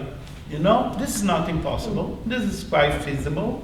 And it can be very interesting for everybody. Like, okay, now everybody's going to study Paulo Freire. And we are going to do seminars, you're going to speak, everybody's going to speak, maybe represent a scene, or do some staging, acting, or for primary school. Now we are going to have 2 weeks of ecological activities. So how to get in touch with nature. And then everybody, the teachers, the students, they prepare for that, Like, it's not impossible. And it also brings this sense of community. We had an experience, we applied like this kind of concept in, I think it was 200 public schools in São Paulo state. We went to the schools on the whole state to make a fair of cultural activities. And it was very, very successful. So you don't need to be revolutionary, but you can find possibilities. It's not impossible. Do you think that there, as the question is posed, if there are some communities that would, due to their very nature, reject the principles the school is based on? Are they I don't know. principally applicable to? Yeah, I think, I don't know. Our students, they have to learn how to be students in our school. When they come, they don't understand very well. So it takes time to understand. And I think the most conservative parents, you have to spend so much time explaining that they say, okay, you go to school and it's okay. I don't think they are, rejecting the idea. I think they are very open to it after they know it. Yeah, I also think that Well, I of course have been working with some of the kind of community theater ideas that come from Brazil, like with Augusto Boal and things like that in different communities, and I think that it's a quite nice position to go somewhere as an outsider and start making good questions and starting. So that's a fun position, but I think it's for me it's a question: how can you start this from inside, from this with this history and with this tradition? I think these are quite strong. That there is opposition in these traditions and in these positions that people have. And I think maybe more with teachers, the opposition comes more from teachers than from students or parents, I think. So other Yeah, I have a comments? question. Have you had some challenges, like I think during whole process of forming the school, and then like I don't know, thinking about your system of your pedagogy? Like, Politically, you mean? the challenges in a I don't know, like I don't know. It's a really big question. Not like inside the school, let's say, like these inside the challenges. school. Yeah. Yes, inside lots school. of them. Yeah. First of all, it was very difficult for some teachers to understand the school. So we had to train the teachers. And it's very, very difficult. It's much easier to train non-teachers to be in our school than to train teachers. Because teachers, they always come with their ideas of what should be taught. Because they have the knowledge. I am here because of my knowledge. And now you're asking me to study Shimamanda Adichie. What's this? You know, like, this is very difficult. So this is the first. The second one, I think, is the place of non-hierarchy is not disrespect. And this is very difficult to understand. You know, like, okay, we are non-hierarchical. And then they start to disrespecting you. Very easily. Because they don't have the knowledge of a different way of treating their teachers.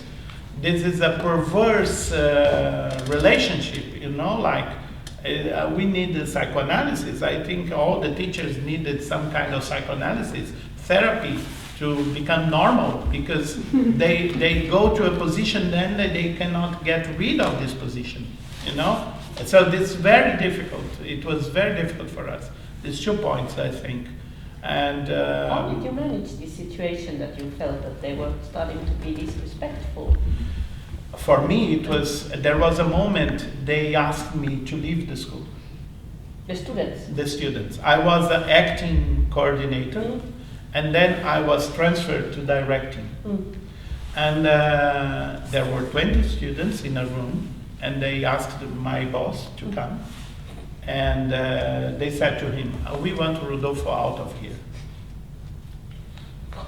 It was quite difficult. Wow. And they didn't even know me. And then he spoke with them and so on. And then I went into the room. And I was in a very humiliating position in front of them. And but then there was a moment in which I made a turnaround, you know, like I do like a pact, a treaty with them in the beginning of the lessons, and I say, look, you want to study here in this course, in the directing course. The directing course is very important, and the director students are very important for the functioning of the school. So you cannot arrive late, you cannot miss the lessons, you cannot be disrespectful. If you want to be here, it's like this. Do you agree? And then everybody says yes. And then we have an agreement. And I have no problems anymore. It's very, very easy. Very easy. Because we have a very clear agreement in the beginning, and we treat each other as partners. in the beginning, and not as teacher and student, you know? Because if they come and they say, oh, I am late, sorry, what's our agreement? So maybe you have to give up, and then you come next caller. But this is the agreement. And it became a very mature relationship, and it's very easy now, but I had very difficult moments. Very difficult. And it's not based on power, because it's not a power, it's an agreement. So the school must work like this. Do you accept or don't accept? So it's like this.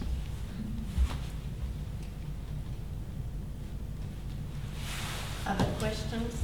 I would like to hear about how you give feedback to the students. Like, do you give some grades, or who is giving the feedback, and how is it given? So it's like this. They write their self-evaluation. They evaluate the teachers. They are evaluated by the other students. And then I have a meeting with other teachers, and we evaluate the student before we speak to him. When we speak to him, we read all what they wrote, and we read what we wrote. And then usually it's very easy. You say, look, you had so many absences, so you have to repeat the color, or you have a very good work, but maybe you didn't learn everything we needed you to learn. So maybe you do some exercise for next semester, or you're out of school. Out of school is very radical and very rare. It's only in cases of complete chaos, and usually it's very, very difficult in these moments. But we don't have A, B, C, or 1 to 10, no. It's approved with some homework, remake the color, or out of school, banned. It's 4 possibilities. Okay, so are you like evaluating every students as individuals? Individually. You don't like have common criteria that you're like comparing that you made this well and this badly and so on? Yes. Okay. Yeah, and also they have the classroom evaluation of the course. So we sit all the students with the teacher and the coordinator, and they speak all together what they think of the course. This is very important too, because they give lots of good advice and lots of good information, you know, for us to develop for next semester. Yeah, thanks. It's been really inspiring. I was wondering if you could talk a bit about how you think that the kind of different way of learning and teaching translates into the work the new artists do after the school. So I'm thinking, for instance, if the non-hierarchical approach somehow, how you think it influences the way that they do projects or they work in the society, if you have some examples of that, compared, for instance, to other more conventional theater schools, and how they learn to work and cooperate in different environments? We don't have some scientific information about that. I can say by my feelings that they are, first of all, they learn very much how to work in collective groups, which is quite difficult because in the beginning when they go into school, they have the idea they can say anything and they can, they don't have the idea to respect the limits of each other. But ethics is something that they develop during the 4 colors. So they become ethical at the end. They have to. But also they become very critical, you know, like they don't accept Because usually when you work in traditional theater, you have light designers or light technicians. They are treated as shit in Brazil. I don't know here, but in Brazil, they are treated like, oh, go there, do that. You know, it's more or less like this. And they don't accept that. They have a very good stand, you know, position. These other people. So they learn how to deal with professional life in a very good way. Independent, respectful, because in the beginning it's very difficult. But in the end they get very critical as well. They have their opinions, they speak about what they learn. From the people I saw outside the school, I cannot say scientifically. I'm interested if you are making more like traditional theater with audience and actors or audience and performers, or are you also making or teaching participatory theater, for example, theater of the oppressed? Me, myself? Or the institution? Yeah, in the school. Yeah. In the school, we have like, the green is for drama, so it's conventional theater. In the yellow, we have narrativity, so it's more Brecht or more like narration and so on. In the blue, we have more performative theater. Each semester is different. Some semesters, it's more participatory theater, you know, like, or some technique of Boal, but each semester is different. And then you have the red, which is autonomy, and they choose what they want to do. The problem is that Boal is not very famous in Brazil. You can believe it. I don't know why, but he's not very spoken there. But we have already approached him.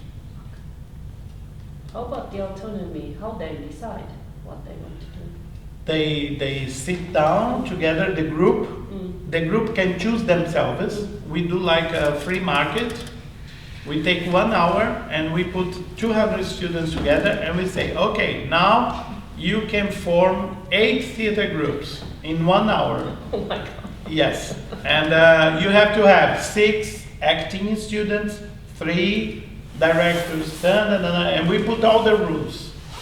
And then they start shouting like hell, and in 1 hour we have 8 groups. It's unbelievable how organizable they can be. Because we do a lot of this here, that we decide the groups and how do we decide and what is fair and how no one is going to be let off. No. It's very important to put rules. Because if you don't put the rules, you're fucked up. So you have to put the rules and you say, okay, when you have the rules, you can do whatever. And they have 1 hour. It always works. And usually the groups that have the best friends are the groups that are going to have the more problems. Because friends and theater, they are not good together. I know. You know. Yes. And they should choose the subject themselves in the group. Yes, when it's autonomy, yes. No, the subject, no.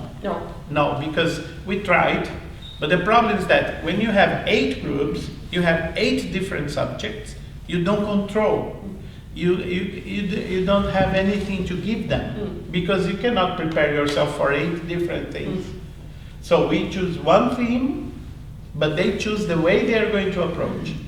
So, and this theme, then I study, or everybody studies, and then you can give feedback. So we learn from experience.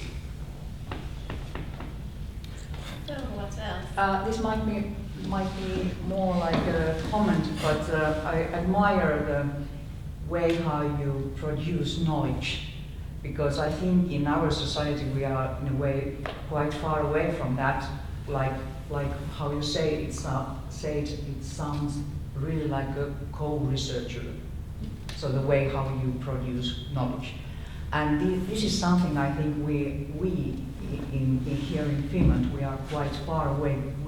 Of course, we do speak like how to be as a co-researcher, but for more, I think in your way, you really the knowledge increase in that field where people live in that everyday life, and that was the most important reason to travel 350 kilometers here to hear that story, because that gives hope that maybe in the way how we nowadays produce knowledge here, it's quite a lot of hierarchy. We speak softly,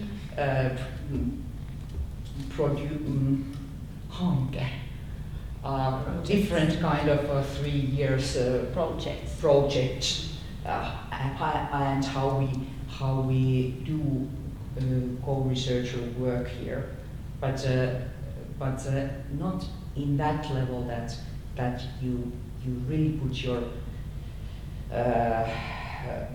professional knowledge to that position where you really can wait that something so radical, what you just thought can't happen. And that's one poor thing, that our knowledge is quite more narrow and more separate in our society than in your school. So thank you. Yeah, well, I just want to say that our school is a real exception in Brazil. It's not the rule, it's the opposite. It's like an alien, you know, like there is no experience like ours. And it was possible only because we were not connected to educational institutions. And this was a privilege, you know, how to be free to develop a project like this. But because I think you are like, you know, schools are like prisons, for example. How can you change the prisonal system? This takes an amount of effort, because these are some values that you cannot change from night to day, you know, like how to change the prisonal system. It's the same as how to change schools. It's the same, almost impossible, you know, like, so what I think is good in our case is that it can show traditional schools some glimpses, some possibilities, you know, like of doing something different. It doesn't mean that our school is perfect. It has a billion problems. But as it is so different, it can inspire some different actions, so that you can take your own effort to change small by small your own reality. What I learned from my experience is that the most difficult is also to change the minds of the teachers, because they are very resistant. And when you get to change their minds, then it's very difficult to change the minds of the students, you know?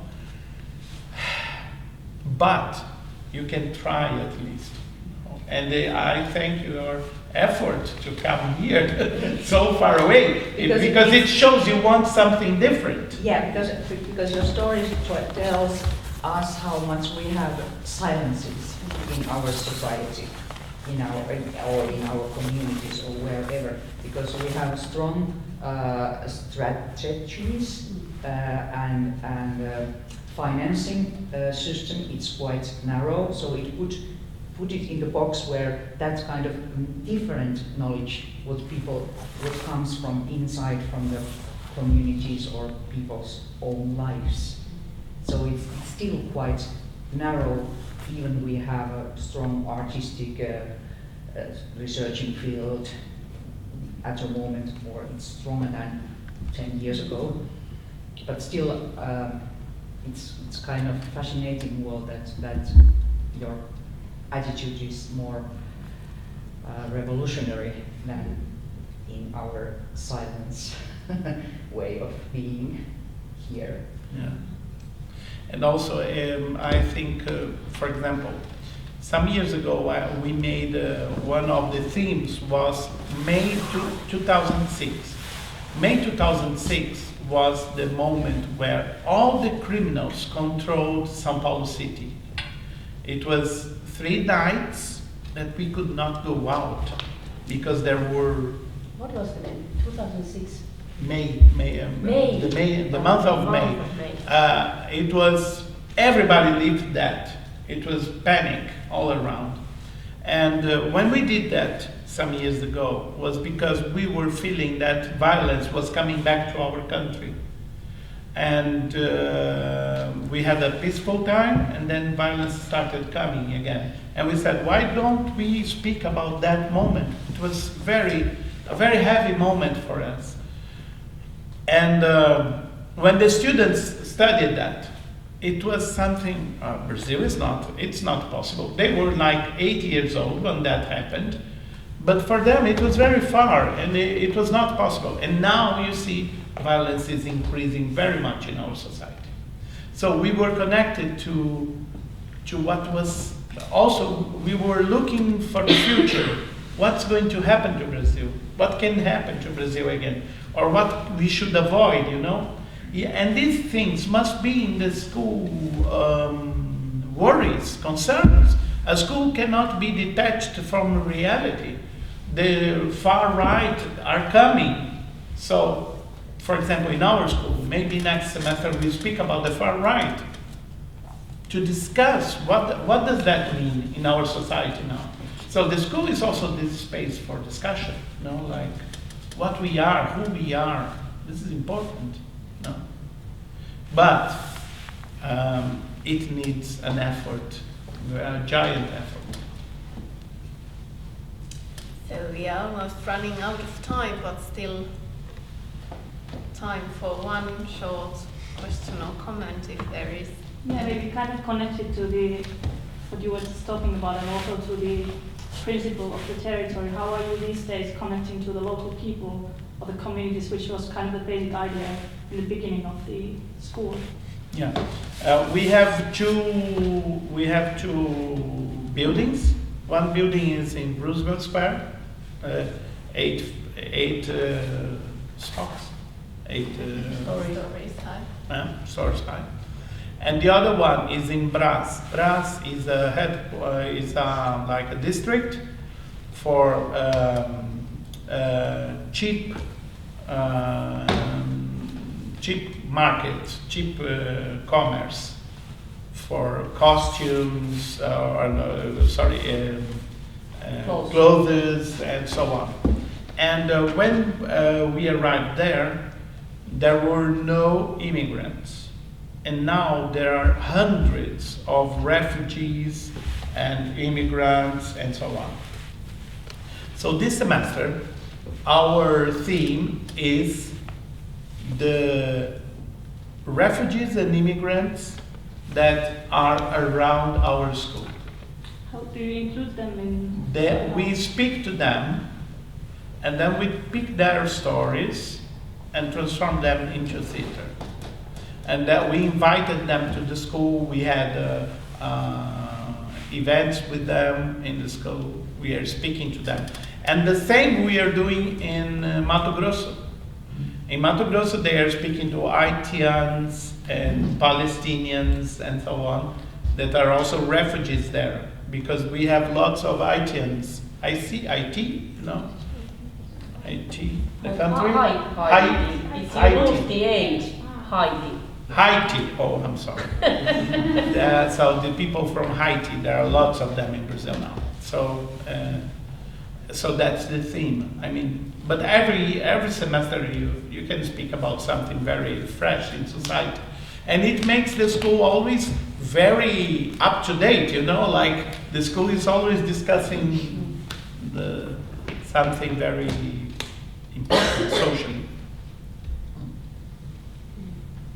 So I think we have ended to the closing moment. Thank you so much for Thank you. sharing. Thank you very much.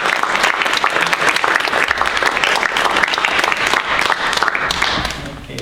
So is it possible for some people to watch it from online later? Yes, yes, it will be on the channel in YouTube and the channel Suomen Sosiaalipedagoginen Seura ry, which is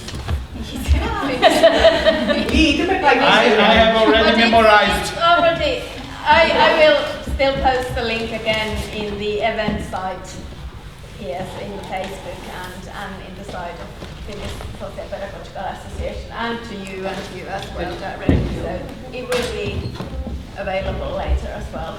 And also, we wrote an article, me and Ivan Cabral, the other founder of one of the other founders of the school, in English to a British magazine, and you have it, yeah? Yeah, and actually I already once shared it in the event site, so it should be found there in the Facebook event in the comments. So whoever wants to read it. Yes. Yeah, it's quite cute. Nice to meet you all. Yes.